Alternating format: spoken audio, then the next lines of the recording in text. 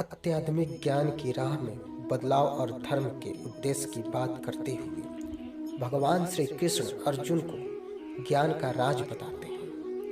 इस राज में उन्होंने ध्यान और वैराग्य का महत्व बताया और कर्म योग के माध्यम से संग्रह को साधने की महत्वपूर्ण बातें सिखाई। यह अध्याय गीता का पहला अध्याय है।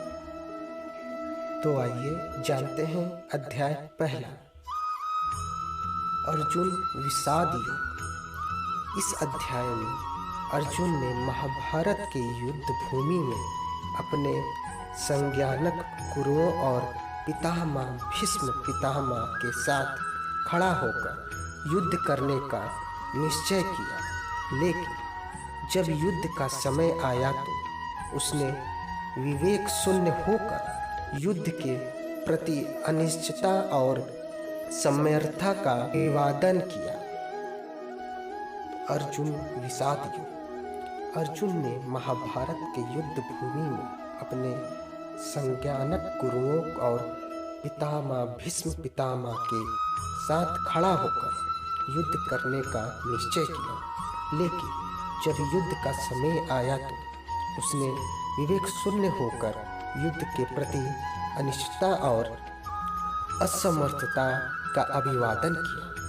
इस संदर्भ में विषाद और मोह के भावनात्मक संघर्ष को अर्जुन विषाद योग के रूप में जाना जाता है। अध्याय 2 सांख्य योग। इस अध्याय में भगवान श्री कृष्ण अर्जुन को जीवन और मृत्यु के विषय में संज्ञान का वर्णन करते हैं।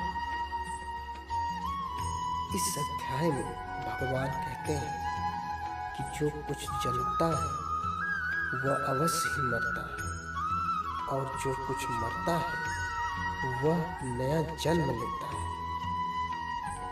इस प्रकृति के लिए तुम्हें शोक करने का कोई कारण नहीं है।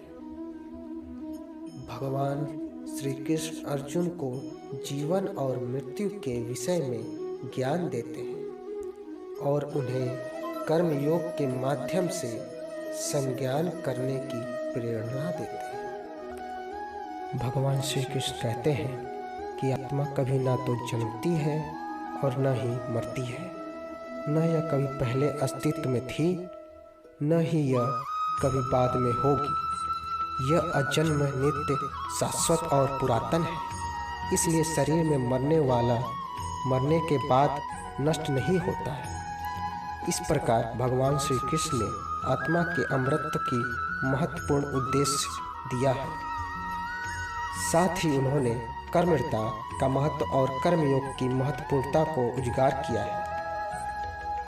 इस पर भगवान श्री कृष्ण कहते हैं अर्जुन से कि हमें कर्म करने में ही अधिकार है, लेकिन हमें कभी भी कर्मों के फल की चिंता नहीं करनी चाहिए। हमें फल के कर्म करने का हेतु नहीं बनना चाहिए। इसके अलावा भगवान श्री कृष्ण ने यह भी बताया है कि हमें कर्म योग के माध्यम से कर्मठता का मार्ग प्राप्त करना चाहिए। इस रूप में भगवान श्री कृष्ण ने कर्म योग की महत्वपूर्ण को समझाया और कर्मठता का महत्व बताया।